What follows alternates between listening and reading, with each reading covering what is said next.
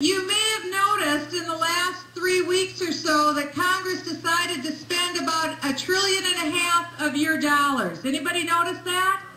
Did a little bit of spending. And I just wondered that if our founders thought taxation without representation was bad, what would they think of representation with taxation?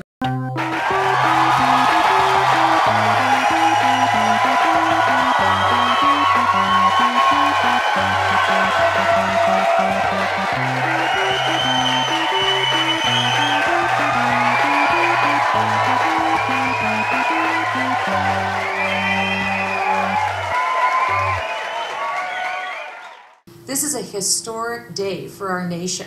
This is the first day of taking our country back.